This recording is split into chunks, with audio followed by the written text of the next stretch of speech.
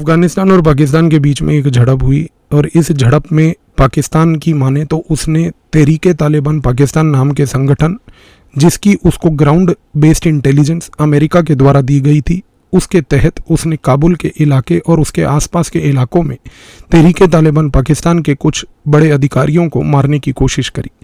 इस दौरान पाकिस्तान को इस बात का खमियाजा नहीं था कि अफगानिस्तान रिटेलिएट कैसे करेगा, लेकिन अफगानिस्तान की तरफ से जो रिटेलिएशन आया, उस रिटेलिएशन में अफगानिस्तान ने 60 से अधिक पाकिस्तानी मार गिराए। वो आज हुरों के पास है। ये सारा मसला आज अगर देखा जाए तो तहरीक-ए-तालिबान पाकिस्तान नाम के संगठन को लेकर क्यों है, क्यों पाकिस्तान की आज अगर कोई नेमेसिस है, यानी कि पाकिस्तान को कोई भविष्य में अगर ले डूबने वाली कोई शक्ति है, तो वो पाकिस्तान की निखद और निठल्ली आवाम नहीं, पाकिस्तान की ना ही निठल्ली और निखद उसकी आर्मी, बल्कि तहरीक-ए-तालिबान पाकिस्तान है। ये तहरीक-ए-तालिबान पाकिस्तान है कौन, ये क्यों आया, कैसे आया, ये क्या करना चाहता है और क्यों ये जो कर रहा है वो पूरे विश्व के लिए एक बहुत पॉजिटिव चीज़ है कि वो पाकिस्तान को अटैक कर रहा है। इस चीज़ को समझने के लिए आपको चीज़ें लार्जर कॉन्टेक्स्ट में समझने की आवश्यकता है। 1970s में अफगानिस्तान में एक किंग होता था। वो राजा उस समय काफ़ी बीमार रहता था। वो राजा कई बार 1970s में ट्रीटमेंट कराने के लिए यूरोप जाता था। पाकिस्तान ने इस चीज़ का फ़ायदा उठाते हुए उसके एब्सेंस में पीछे से कंट्री में कुछ इस्लामिस्ट और कुछ इस्लामिस्ट मदरसों को समर्थन देना चालू कर दिया। अफगानिस्तान में उसने राजा के बिहाफ पर एक इस्लामिक कॉन्स्टिट्यूएंसी नर्चर करनी चालू कर दी। 1970 का दशक वो भी था जब अमेरिका बहुत बुरी तरह से वियतनाम से पिट कर वापस जा रहा था। मुंह छुपाने लायक कोई जगह नहीं थी, तो पाकिस्तान ने उस समय उसको बोला कि थोड़ा सा मुंह छुपाना है तो क्यों ना हमारे यहाँ आ जाओ, और ये मत बोलो कि वियतनाम में आपकी पिटाई वियतनाम ने नहीं बल्कि वियतनाम को समर्थन देने वाले सोवियत यूनियन ने की थी। पाकिस्तान ने 1970s में 1970 के दशक में उस समय अमेरिका को ये बात बोली कि क्यों ना आप अपना बदला जो सोवियत यूनियन से लेना चाहते हैं वियतनाम की लड़ाई में जहां पर आप पिट कर आए, वो अफगानिस्तान में लो, क्योंकि अफगानिस्तान भी एक सोवियत की कॉन्स्टिट्यूएंसी है, एक सोवियत बैक्ड स्टेट है और सोवियत का राजा कमज़ोर है। 1970 के दशक में इस चीज़ का फ़ायदा उठाते हुए अमेरिका ने बाहरी लेवल पर समर्थन पाकिस्तान का किया, लेकिन दिक्कत ये थी कि पाकिस्तान का समर्थन करें भी तो कैसे करें, क्योंकि अफगानिस्तान में सोवियत यूनियन को रेजिस्ट करना था। सोवियत यूनियन के खिलाफ अफगानिस्तान में लड़ाई मोलनी थी। अफगानिस्तान के लोग थे बेसिकली उस समय दियोबंदी मुसलमान।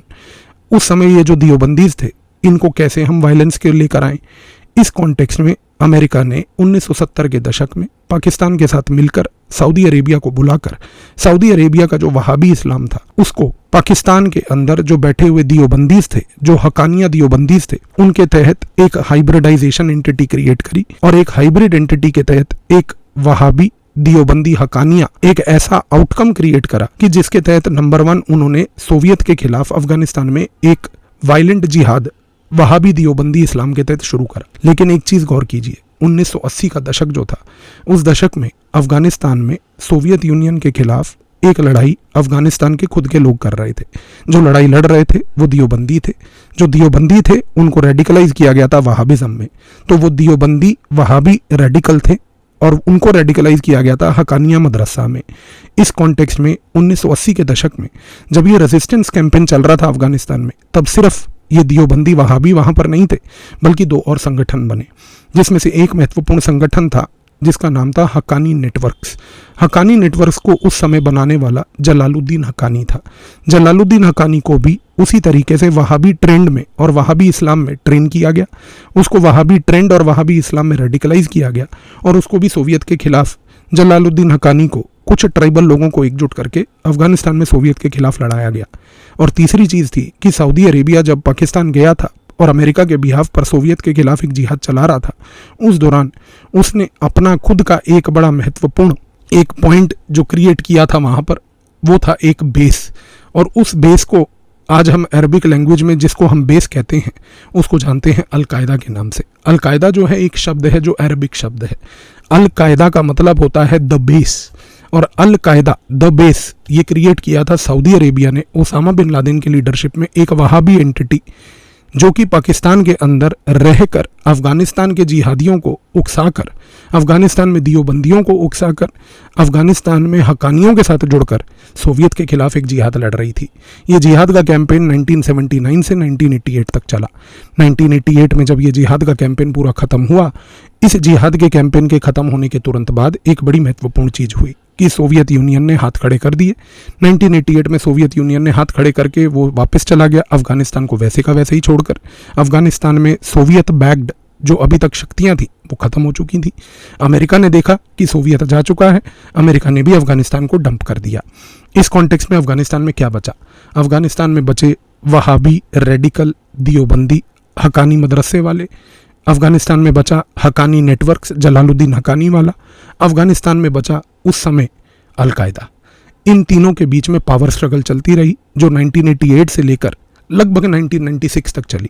और 1996 तक ये लगभग जो 6 से 8 साल की पावर स्ट्रगल थी, इस समय पाकिस्तान ने पूरा समर्थन देकर जितने भी दियोबंदी हकानी थे और अलकायदा के लोग थे उनको एकजुट कर कर एक संगठन बनाया मुल्ला उमर की लीडरशिप में, और 96 में वो तालिबान को लेकर आए। तालिबान जो 1.0 थी, जो 1996 से 2001 तक आई, वो तालिबान एक ऐसी तालिबान थी जिसको पूरे विश्व तौर पर पाकिस्तान समर्थन करता था, सऊदी अरेबिया समर्थन करता था, क्योंकि वो तालिबान जो थी वो वहाबी तालिबान थी। वो तालिबान जो थी उसमें अलकायदा के एलिमेंट्स थे। अलकायदा वही थी जो सऊदी अरेबिया ने क्रिएट की थी, पाकिस्तान के लिए क्रिएट की थी, अमेरिका के बिहाफ पर काम करने के लिए क्रिएट की थी, जिसका प्रयोग सोवियत के खिलाफ जिहाद में किया गया था। अब आप सोचिए कि 96 से 2001 अफगानिस्तान में तालिबान थी, मुल्ला उमर था। मुल्ला उमर उसी हकानी दियोबंदी वहाबी मदरसे का प्रोडक्ट था, और मुल्ला उमर के साथ साथ ओसामा बिन लादेन ने, अयमन अल जवारी ने अफगानिस्तान की टेरिटरी में रहकर अमेरिका के खिलाफ अब एक जिहाद की प्लानिंग करी। अमेरिका के खिलाफ अलकायदा, जो कि खुद अमेरिका का एक प्रोडक्ट था, उसने आफ्टर ऑल एंड में जाकर अफगानिस्तान के अंदर लड़ाई लड़ने के बाद अमेरिका के खिलाफ लड़ाई क्यों लड़ी, ये एक किसी सेपरेट वीडियो का विषय है। ये बहुत गहरी चीज़ है, और अलकायदा की आइडियोलॉजी उस दौरान कैसे बदली उसके बारे में फिर कभी चर्चा करेंगे। लेकिन सबसे महत्वपूर्ण चीज़ को समझिए कि 96 से 2001 तक जब वहाँ पर तालिबान थी, तालिबान में मुल्ला उमर था। इस तालिबान और मुल्ला उमर ने उस समय अलकायदा को पनाह दी। अलकायदा उस समय अपने गोल को रीओरिएंट कर चुका था। अब वो अमेरिका के खिलाफ लड़ना चाहता था, और 2001 में जब 9/11 का अटैक हुआ, इस 9/11 के अटैक के बाद उस समय सबसे बड़ी चीज़ जो हुई, ये अटैक की रिस्पॉन्सिबिलिटी अलकायदा ने ली। अलकायदा वही थी जिसको अमेरिका ने क्रिएट किया था, सोवियत के जिहाद के लिए क्रिएट किया था, लेकिन यही अलकायदा ने इवेंचुअली अमेरिका को डसा। अब जब अमेरिका को डसा तो अमेरिका ने एक चीज़ देखी कि 9/11 हुआ है अफगानिस्तान से, अफगानिस्तान में तालिबान थी, अफगानिस्तान में तालिबान के साथ साथ अलकायदा थी, इन दोनों को टारगेट करना पड़ेगा। इस रीज़न से 2001 में अमेरिका ने किया American invasion of Afghanistan. On my orders, the United States military has begun strikes against Al-Qaeda terrorist training camps and military installations of the Taliban regime in Afghanistan. America ने बोला कि हम अफगानिस्तान को अब इन्वेड करेंगे, इन्वेड करके यहाँ से अलकायदा को और तालिबान को भगाएंगे। अब अलकायदा और तालिबान के लोगों ने तुरंत क्या किया कि जैसे ही अमेरिका ने 2001 में इन्वेड किया, वो तुरंत अफगानिस्तान को छोड़कर पाकिस्तान की सीमा पार करके पाकिस्तान के अंदर के जो 2 प्रोविंस हैं, खैबर पख्तूनख्वा और बलूचिस्तान, जो आज अफगानिस्तान की सीमा के साथ जुड़े हैं, जिनको सेपरेट करने वाली दुरंद लाइन है जिसको ब्रिटिश ने बनाया था, उन्होंने इस इलाके में आकर पनाह ले ली। अब सबसे बड़ी बात यह है कि जब अमेरिका ने अफगानिस्तान को इन्वेड किया तो उस दौरान अफगानिस्तान के अंदर भी बहुत सारे जो पश्तून लोग रहते थे, बहुत सारे जो पश्तून मुसलमान थे जो बॉर्डर के उस पार अफगानिस्तान में रहते थे, वो भी अमेरिका की इस लड़ाई से बचने के लिए पाकिस्तान आ गए। लेकिन अब आप एक चीज़ को गौर कीजिए, मैंने अभी थोड़ी देर पहले आपको एक बड़ी महत्वपूर्ण चीज़ बोली थी। ब्रिटिश ने अफगानिस्तान को और भारत को डिवाइड करने के लिए एक लाइन बनाई थी जिसका नाम था दुरंद लाइन। दुरंद लाइन उन्होंने बनाई थी एक आर्टिफिशियल तरीके से क्रिएट करके। इस दुरंद लाइन को उस समय इसलिए बनाया गया था कि अफगानिस्तान की सीमा और भारत की सीमा को अलग कर दिया जाए, लेकिन ये दुरंद लाइन को उस समय जहाँ पर ये बनी थी लोगों ने कभी एक्सेप्ट नहीं किया। इसलिए नहीं किया क्योंकि दुरंद लाइन जहाँ पर बनी थी उस इलाके में पश्तून रहते थे, और पश्तून इस लाइन के बनने की वजह से डिवाइड हो चुके थे। और सबसे बड़ी बात, जब ब्रिटिश गए तो ब्रिटिश ने सिर्फ दुरंद लाइन भारत और अफगानिस्तान के बीच की सीमा नहीं, बल्कि क्योंकि उन्होंने भारत का भी बंटवारा करके पाकिस्तान बनाया, तो उनके जाने के बाद दुरंद लाइन पाकिस्तान की और अफगानिस्तान की सीमा बन गई। आज अफगानिस्तान और पाकिस्तान के बीच के बॉर्डर को दुरंद लाइन कहते हैं। आज अफगानिस्तान और पाकिस्तान की सीमा जो दुरंद लाइन है, उसमें जो दो प्रोविंसेस पाकिस्तान के दुरंद लाइन के साथ जुड़े हैं वो हैं खैबर पख्तूनवा और बलूचिस्तान। सबसे बड़ी बात याद रखिए कि ये वो दो प्रोविंसेस हैं जहां पर आज भी बहुत सारे पश्तून रहते हैं। पश्तून ब्रिटिश के समय से बटे थे और ये पश्तूनों ने उस समय भी दुरंद लाइन को नहीं माना था। 1947 में जब भारत का बंटवारा हुआ, इन्होंने उस समय भी इस दुरंद लाइन को नहीं माना था। लेकिन सबसे बड़ी चीज़ देखिए कि दुरंद लाइन तो बन गई। दुरंद लाइन बनने के बाद पश्तूनों ने उसको कभी एक्सेप्ट नहीं किया। लेकिन 2001 में जब अमेरिका ने अफगानिस्तान को इन्वेड किया था, अमेरिका के इन्वेजन के बाद एक बड़ी महत्वपूर्ण चीज़ हुई थी। अमेरिका के इन्वेजन के बाद अफगानिस्तान में उस समय सिर्फ तालिबान और अलकायदा के लोग दुरंद लाइन को पार करके खैबर पख्तूनवा और बलूचिस्तान में नहीं आए थे। उस समय बहुत सारे पश्तून जो अफगानिस्तान में रहते थे, अमेरिका की इस लड़ाई से बचने के लिए उन्होंने भी आकर पनाह अपने इस पाकिस्तानी पश्तूनों के साथ जो बलूचिस्तान और खैबर पख्तूनवा में रहते थे उनके साथ ले ली। अब आप यहाँ पर गौर करके चीज़ को समझिए। पाकिस्तान के बलूचिस्तान और खैबर पख्तूनवा में पश्तून पहले से रहते थे, वो पाकिस्तानी पश्तून थे। 2001 में अमेरिका की जो इन्वेजन हुई अफगानिस्तान की, उसके बाद अफगानी पश्तून, उसके बाद साथ ही में तालिबान और अलकायदा के लोग इन अफगानी पश्तूनों के साथ मिलकर पाकिस्तान के इस इलाके खैबर पख्तूनवा बलूचिस्तान में आ गए जहां पर पाकिस्तानी पश्तून रहते थे। अब जब ये मिक्सचर यहाँ पर पैदा हुआ तो अमेरिका ने बोला पाकिस्तान को कि देखो, यहाँ पर अलकायदा तालिबान के लोग छुपे हैं, ये तो तुम्हारा इलाका है, तुम हमारे साथ लड़ाई में हिस्सेदार बनो और हिस्सेदार बन के इन लोगों को आइडेंटिफाई करो क्योंकि हमें इनको मारना है। उस समय परवेज़ मुशर्रफ 2001 में विलिंगली अमेरिका का पिट्ठू बन गया और अमेरिका का पिट्ठू बन के उसने अमेरिका की ग्लोबल वॉर ऑन टेररिज्म जो 9/11 के बाद अमेरिका ने लॉन्च की थी, उस ग्लोबल वॉर ऑन टेररिज्म का वो हिस्सेदार बन गया। और इस हिस्सेदार बनने के बाद सबसे बड़ी चीज़ ये हुई कि परवेज़ मुशर्रफ ने पूरी पाकिस्तान की आर्मी का समर्थन अमेरिका को दिया कि अमेरिका आकर बलूचिस्तान खैबर पख्तूनवा के इलाकों में जो ग्राउंड इंटेलिजेंस चाहती है, जो सैटेलाइट इंटेलिजेंस प्राप्त करके ऑपरेशंस करना चाहती है, उन ऑपरेशंस को अंजाम दे। और सबसे बड़ी चीज़ देखिए, इन ऑपरेशंस के दौरान सिर्फ पाकिस्तानी पश्तून नहीं, अफगानी पश्तून भी मारे गए क्योंकि खैबर पख्तूनवा बलूचिस्तान में एक गजब लेवल के अमेरिका ने बॉम्बिंग्स और ऑपरेशंस किए।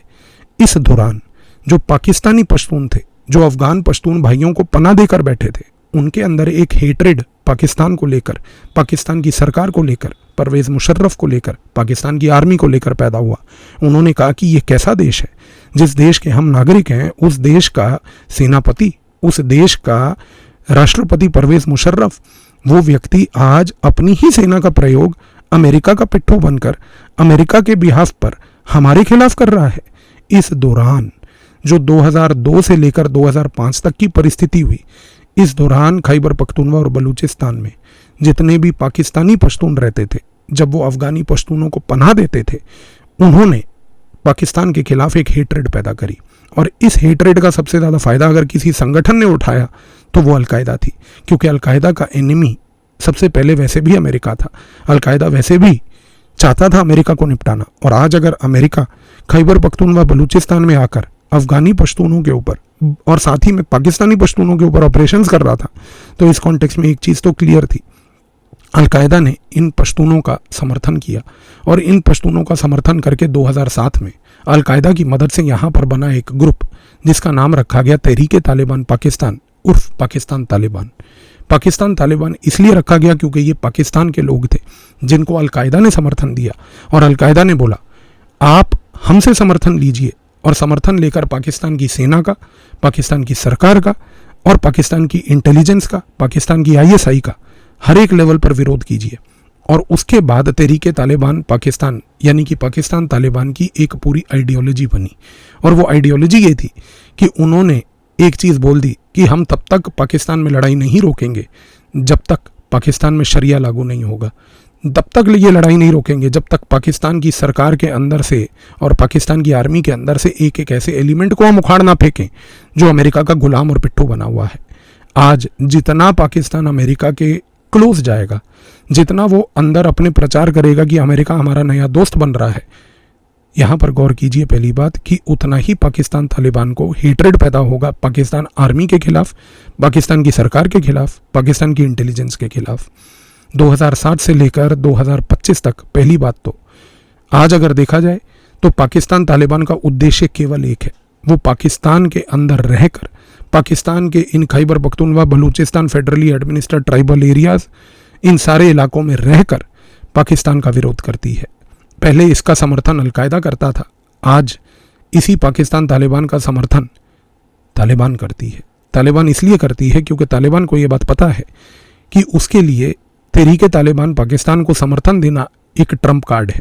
वो इसलिए ट्रम्प कार्ड है क्योंकि अगर पाकिस्तान ने कोई हरकत करी तो तहरीक तालिबान पाकिस्तान को अफगानिस्तान में पनाह देकर वहाँ बैठकर पाकिस्तान के खिलाफ ऑपरेशंस रन करने की जो अनुमति है, पहली बात अफगानिस्तान में वो आज एक खुली छूट के तहत अवेलेबल है। लेकिन आज एक सबसे बड़ी चीज़ ये भी होती है, इसी कॉन्टेक्स्ट में ये सारी लड़ाई है। पाकिस्तान कहता है कि तहरीक तालिबान पाकिस्तान के लोग जो हैं वो अफगानिस्तान में बैठकर हमारे खिलाफ लड़ाई मोलते हैं। अफगानिस्तान कहता है कि भाई ये लड़ाई हमारे यहाँ बैठकर नहीं मोलते। तहरीक तालिबान पाकिस्तान में लोग जो लड़ रहे हैं वो हैं कौन? वो तो पाकिस्तानी पश्तून हैं। तो ये तो आपके खुद ही के लोग हैं। ये तो आज यहाँ हो गया रहा है पाकिस्तान के अंदर कि पाकिस्तान के अंदर रहने वाले जो पश्तून हैं वो इतने ज़्यादा इंटरमिक्स हो गए हैं आज की डेट में अपने अफगानी पश्तून्स के साथ कि उनको सेपरेट करना पहली बात तो नामुमकिन है। तो पाकिस्तान को तो ये बात समझ ही नहीं आती है कि तहरीक तालिबान पाकिस्तान में जो आज पश्तून लड़ रहा है वो पश्तून या तो पाकिस्तानी पश्तून है या अफगानी पश्तून है। उसको जब तक ये बात समझ नहीं आएगी कि वो पश्तून है कौन सा, तो सबसे बड़ी बात यह है कि इस कॉन्टेक्स्ट में अब वो लड़ाई जब लड़ेगा पाकिस्तान तालिबान के खिलाफ तो वो इस पाकिस्तान तालिबान को टारगेट करेगा। अब जब वो पाकिस्तान तालिबान को टारगेट करेगा तो उसमें अफगानी पश्तून भी मारा जाएगा, उसमें पाकिस्तानी पश्तून भी मारा जाएगा। और क्योंकि आज जो पाकिस्तान है उसके मन में एक ऐसी थॉट प्रोसेस है कि तहरीक तालिबान पाकिस्तान जो है वो अफगानिस्तान में बैठी है, तो वो बोलता है कि मेरे पास इंटेलिजेंस है इसलिए मैं अफगानिस्तान में उसको टारगेट करूंगा। अफगानिस्तान उसका मुंह तोड़ जवाब ये देती है कहकर कि आप हमारी सोवरेनिटी को वायलेट कर रहे हैं, जिसको हम टॉलरेट नहीं करेंगे। लेकिन अब यहाँ पर गौर बड़ा महत्वपूर्ण कीजिए, 1980s के डेकेड में तालिबान थी, तालिबान मुल्ला उमर वाली थी, वो एक आइडियोलॉजिकल ग्रुप था। उस आइडियोलॉजिकल ग्रुप में मुल्ला उमर को वहाबी स्ट्रेन ऑफ इस्लाम के तहत रेडिकलाइज करके उसको दियोबंदी के साथ जोड़कर जिहाद करवाया गया। तो यहाँ पर यह कहना गलत नहीं होगा कि जो तालिबान 1.0 थी वो एक आइडियोलॉजिकल ग्रुप था। दूसरा, हक्कानी, जो मैंने आपको बताए थे जलालुद्दीन हक्कानी वाले, जिसका बेटा सिराजुद्दीन हक्कानी आज हक्कानी नेटवर्क्स को संभालता है, वो हमेशा से इन जिहादियों के साथ जुड़ा रहा था। वो भी वो व्यक्ति है हक्कानी, सिराजुद्दीन हक्कानी, जो आज तालिबान में इंटीरियर मिनिस्टर है। वो तालिबान से इसलिए जुड़ा हुआ है क्योंकि उसने तालिबान के इन्हीं लोगों के साथ पहली बात तो लड़ाई मोली थी सोवियत के खिलाफ, तो तालिबान का उनको लेकर एक सॉफ्ट कॉर्नर है, तो वो हक्कानियों को आज की डेट में अकोमोडेट करते हैं। लेकिन तीसरा सबसे महत्वपूर्ण क्या है कि आज जो पाकिस्तान तालिबान है, अगर आप गौर करें तो ये पाकिस्तान तालिबान का जो मैंने आपको पूरा इमरजेंस बताया कि जो ये लोग थे जिनको एक रिलीजियस परसिक्यूशन हुआ, जिनको आज की एक डेट में अमेरिका के खिलाफ की रणनीति जो चलाई गई पाकिस्तान के द्वारा, उसके खिलाफ जो परसिक्यूशन हुआ, ये आज उसके लिए लड़ रहे हैं। इन शॉर्ट कहने की मैं कोशिश ये कर रहा हूँ कि तालिबान के पास एक आइडियोलॉजी है, अलकायदा के पास एक आइडियोलॉजी है, हक्कानी नेटवर्क्स आज एक लूज आइडियोलॉजिकल ग्रुप है। लेकिन गौर कीजिए, पाकिस्तान तालिबान जो कि अलकायदा के समर्थन के साथ बना, तालिबान के समर्थन के साथ एग्जिस्ट करता है, इसकी कोई आइडियोलॉजी नहीं है, क्योंकि ये एक फाइटिंग ग्रुप है जिसका मेन उद्देश्य है कि पाकिस्तान ने हमारे लोगों को मारा था, हम पाकिस्तान की सरकार और उसकी आवाम को मारेंगे। आज ये बहुत प्रिसाइसली पाकिस्तान की सरकार को ही टैकल करते हैं, उसी को टारगेट करते हैं, पाकिस्तान की आवाम से इनको कोई लेना देना नहीं है। क्योंकि आज तहरीक तालिबान पाकिस्तान का उद्देश्य केवल ये है कि मेरा अगर कोई एनिमी है तो वो पाकिस्तान की आर्मी, पाकिस्तान की सरकार और पाकिस्तान की इंटेलिजेंस है। इस रीज़न से इनके सारे ऑपरेशंस इन तीनों के खिलाफ होते हैं। लेकिन इसकी कोई आइडियोलॉजी नहीं है। आज अगर ब्रॉडली देखा जाए, बहुत सारे अलग अलग स्कॉलर्स हैं जिन्होंने बहुत कोशिशें करी। कई कोशिशें ये भी हुई कि तहरीक तालिबान पाकिस्तान को अलकायदा की सब आइडियोलॉजी में जोड़ा जाए, वो नहीं हो पाया। तहरीक तालिबान पाकिस्तान के खुद के लोगों ने मना किया इस चीज़ को कि हम अलकायदा की आइडियोलॉजी को नहीं, उसके समर्थन को मानते हैं। फिर कई लोगों ने बड़े बड़े रिसर्च पेपर्स लिखकर ये बात भी बोली, ग्राउंड रियलिटी पे जाकर रिसर्च करके भी ये बात बोली कि नहीं, तहरीक तालिबान पाकिस्तान की आइडियोलॉजी तालिबान की देवबंदी आइडियोलॉजी है। तालिबान ने भी इस चीज़ को मना किया और तहरीक तालिबान पाकिस्तान के लोगों ने भी बोला कि हमारी आइडियोलॉजी वो नहीं है। इस कॉन्टेक्स्ट में समझने की कोशिश कीजिए जो मैं बहुत महत्वपूर्ण चीज़ बोल रहा हूँ। तहरीक तालिबान पाकिस्तान एक मर्सिनरी ग्रुप है, उसकी कोई आइडियोलॉजी नहीं है। और इनफैक्ट अगर आप इस ग्रुप का इतिहास देखो तो अलग अलग समय पर अलग अलग इंटेलिजेंस संस्थाएं तहरीक तालिबान पाकिस्तान का समर्थन करती हैं पाकिस्तान को ब्लीड करने के लिए। इस चीज़ को समझना इसलिए महत्वपूर्ण है क्योंकि तहरीक तालिबान पाकिस्तान एकमात्र ऐसा संगठन इस रीजन में है जो स्प्रेड आउट है ऐसे इलाके में जिसकी ग्राउंड इंटेलिजेंस पाकिस्तान कभी नहीं गैदर कर सकता, लेकिन उसका एडवर्सरी, उसका एनिमी केवल पाकिस्तान है। तो पाकिस्तान तब तक परेशान रहेगा तहरीक तालिबान पाकिस्तान को लेकर जब तक वो उसको एलिमिनेट नहीं करेगा, और वो उसको एलिमिनेट तब तक नहीं कर पाएगा, वो इसलिए नहीं कर पाएगा क्योंकि वो कहाँ है वो उसकी जानकारी प्राप्त नहीं कर पाएगा।